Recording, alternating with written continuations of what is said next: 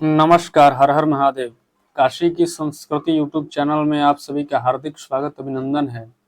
मित्रों, आज की वीडियो में हम जानेंगे कि घर में कैसे प्राण प्रतिष्ठा करें, कितने प्रतिमाएं रखें, कैसे पूजा करें और कितने प्रकार की पूजा होती है। जैसे पंचोपचार पूजन होती है, 10 उपचार होती है, 16 उपचार होती है। इनमें क्या सामग्री लगती है, इसका विधान क्या है, कैसे पूजा करना चाहिए और किन किन देवी देवताओं को हम रखें, कितने मूर्तियां रख सकते हैं, कितना नहीं रख सकते हैं, A to Z सभी जानकारी आपको इस वीडियो में मिलेगी।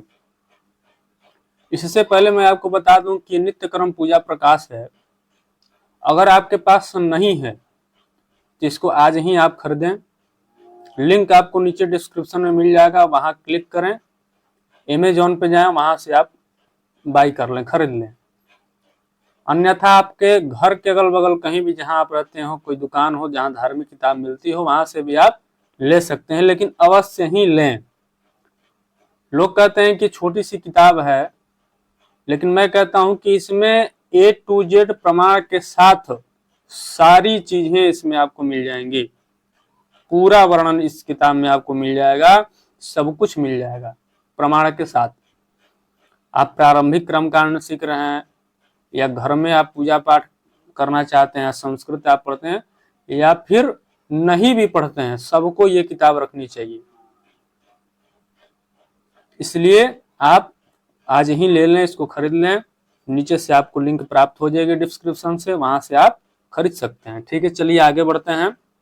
वीडियो प्रारंभ करने से पहले आपसे एक निवेदन है, अगर आप चैनल पर नए हैं तो सब्सक्राइब कर लीजिए और कृपया जिस व्यक्ति को इस वीडियो का आवश्यकता है उसको शेयर कीजिए, ताकि उसको भी ये धार्मिक जानकारी मिल सके। चलिए, सबसे पहले यहाँ पे देखेंगे कि देव पूजा प्रकरण। आप नित्य क्रम जब खोलेंगे तो वहां पे आपको मिल जाएगा। इसके बाद यहाँ पे दिया जा रहा है कि पूजन संबंधित जानने योग्य कुछ आवश्यक बातें। यहाँ सर्वप्रथम पूजन संबंधित कुछ ज्ञातव्य बातों का निर्देश किया जा रहा है। ठीक है, सबसे पहले यहाँ पे बता रहे हैं, कह रहे हैं कि पंचदेव पूजा होता है।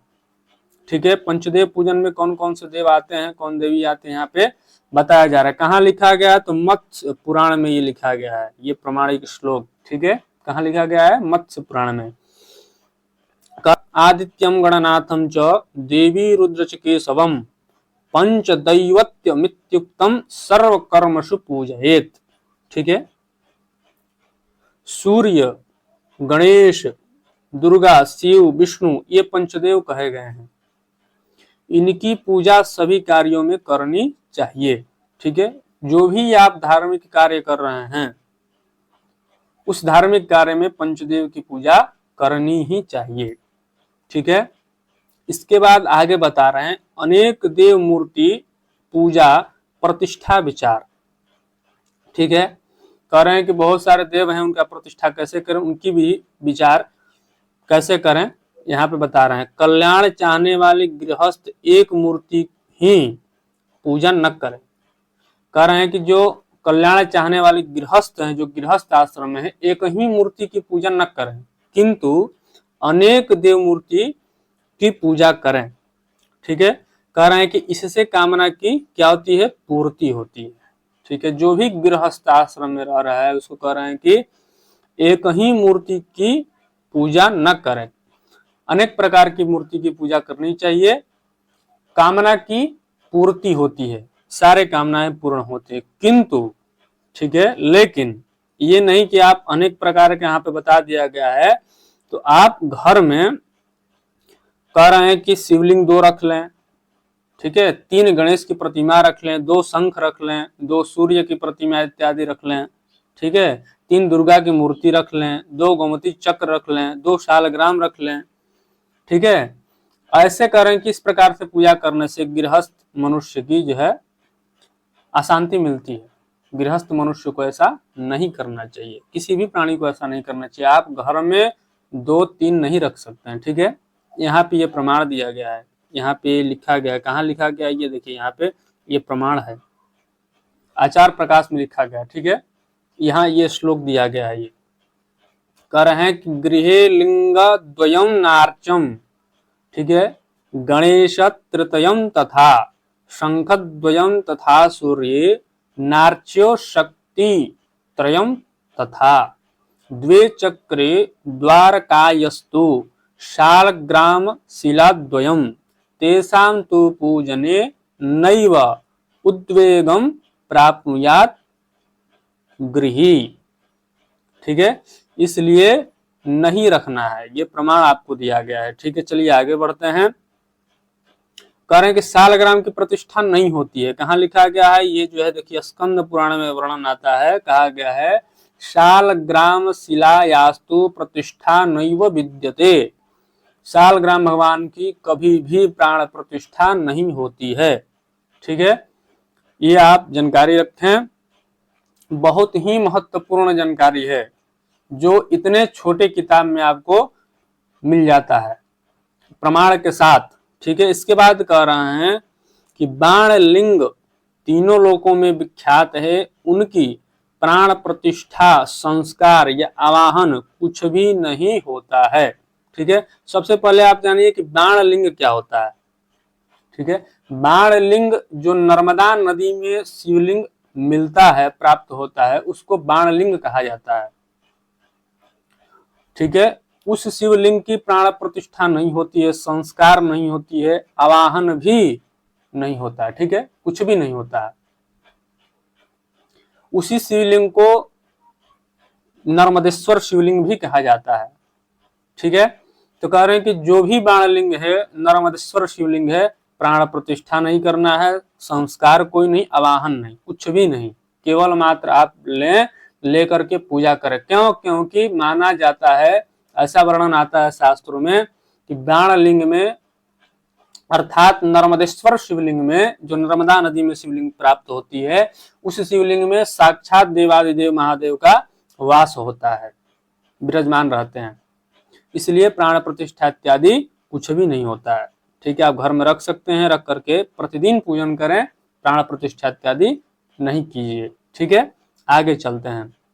आगे कह रहे हैं कि पत्थर, काष्ठ, सोना या अन्य धातुओं की मूर्तियों की प्रतिष्ठा घर या मंदिर में करनी चाहिए। ठीक है, घर में करें या फिर मंदिर में करें। अगर आपके पास पत्थर की प्रतिमा, काष्ठ, सोना इत्यादि किसी भी धातु की प्रतिमा मूर्ति है तो ठीक है, तो कहाँ न करें? कह रहे हैं कि कहीं भी जो है ऐसे ही बाहर नहीं कर देना चाहिए, तो आप घर में करें या फिर आप मंदिर में करें। ठीक है, ये भी प्रमाण यहाँ पे दिया गया है। यहाँ ये देखिए श्लोक लिखा गया है, यहाँ से लिया गया प्रमाणित जो है ये भी श्लोक है। ठीक है, चलिए आगे बढ़ते हैं। आगे कह रहे हैं कि घर में चल प्रतिष्ठा और मंदिर में अचल प्रतिष्ठा करनी चाहिए। ठीक है, यह कर्म ज्ञानी मनुष्यों का मत है। कह रहे हैं कि घर में कभी भी किसी भी आप देवी देवता का प्राण प्रतिष्ठा करें तो कौन सी प्राण प्रतिष्ठा करें? चल प्राण प्रतिष्ठा करें। ठीक है, कौन सा करें? चल प्राण प्रतिष्ठा करें, ये यहाँ पे देखिए लिखा गया है। और मंदिर में अगर आपको करना है, ठीक है, तो क्या करें? अचल प्रतिष्ठा करें। ठीक है, ये यहाँ पे श्लोक दिया गया है, ये प्रमाण है। ठीक है, और कह रहे हैं कि जो ज्ञानी मनुष्य हैं, ठीक है, कर्म ज्ञानी जो मनुष्य हैं, उनका मत है वो ये कहे हैं। ठीक है, आगे देखिए, आगे कह रहे हैं कि गंगा जी में, सालग्राम शिला में तथा शिवलिंग में सभी देवताओं का पूजन बिना आवाहन विसर्जन किया जा सकता है। ठीक है, गंगा के तट पे आप हैं, सालग्राम भगवान का पूजा कर रहे हैं या फिर शिवलिंग का पूजा कर रहे हैं। ठीक है, कह रहे हैं किसी का भी तीनों में से पूजन कर रहे हैं, उसमें सभी देवी देवताओं का आप पूजन कर सकते हैं, चाहे कोई भी देवी देवता हो। ठीक है, किसी का भी पूजन किया जा सकता है, इसमें कोई संशय नहीं है। ठीक है, आगे चलते हैं। आगे कह रहे हैं कि उपचार बता रहे हैं, पूजा का उपचार, कितने प्रकार का पूजा होते हैं, हमने आपको पूर्व में ही बताया था। यहाँ देखिए 5 उपचार। ठीक है, तो 5 उपचार का पूजा कैसे करें, तो क्या क्या उसमें सामग्री आती है, तो कह रहे हैं पहला गंध, पुष्प, धूप, दीप और नैवेद्य। ठीक है, ये 5 को मिला करके पंचोपचार पूजा हुआ। अगर आपके पास समय का अभाव है, कहीं जाना है, जल्दीबाजी में है, तो आप इससे भी कर सकते हैं। या फिर नहीं जल्दीबाजी है तो वैसे भी आप इस प्रकार से पूजा, पंचोपचार से पूजा कर सकते हैं, कोई भी दिक्कत नहीं है। ठीक है, आगे चलिए। आगे बता रहे हैं कि 10 उपचार पूजा। ठीक है, 10 उपचार में क्या क्या आता है, तो पाद्य, अर्घ्य, आचमन, स्नान, वस्त्र, ठीक है, निवेदन, गंध, पुष्प, धूप, दीप, नैवेद्य। ठीक है, 10 हुआ। ये 10 उपचार पूजा, ये सामग्री लगती है, इससे अगर आप पूजन करते हैं तो 10 उपचार पूजन के अंतर्गत आता है। ठीक है, इसके बाद आगे बता रहे हैं कि 16 उपचार पूजन। ठीक है, 16 उपचार पूजन, इसमें क्या आता है, तो पाद्य, अर्घ्य, आचमन, स्नान, वस्त्र, आभूषण, गंध, पुष्प, धूप, दीप, नैवेद्य, आचमन, तांबुल। ठीक है, और कह रहे हैं कि स्तव पाठ, ठीक है, तर्पण और नमस्कार।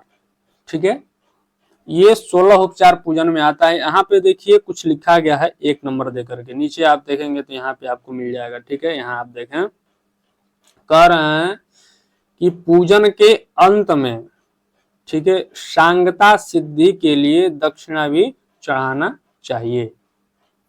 ठीक है, लोग कहते हैं कि पूजन में दक्षिणा कहाँ लगता है, कुछ लोग जो है, ये कहाँ लिखा गया है, तो यहाँ पे देखिए लिखा गया है। ठीक है, सांगता सिद्धि के लिए आपको दक्षिणा अनिवार्य है, चढ़ाना चाहिए, यहाँ पे वर्णन मिलता है। ठीक है, तो इस प्रकार से मित्रों जो है पूजा करना चाहिए। आज के वीडियो में हम इतना ही जानेंगे। आगे पुनः जो है कि पुष्प इत्यादि तोड़ने का वर्णन आता है, हम लोग अगले वीडियो में जानेंगे। अगर वीडियो अच्छी लगी हो तो लाइक करें, चैनल को सब्सक्राइब करें, और जो जरूरतमंद हो उसको शेयर करें। अगर आप नित्य क्रम पूजा प्रकाश अभी तक नहीं लिए हैं तो अवश्य ही लीजिए, आपको लिंक नीचे मिल जाएगा डिस्क्रिप्शन में, वहां से आप खरीद सकते हैं, अमेजॉन से ऑर्डर कर सकते हैं। मिलते हैं अगले वीडियो में, तब तक के लिए हर हर महादेव।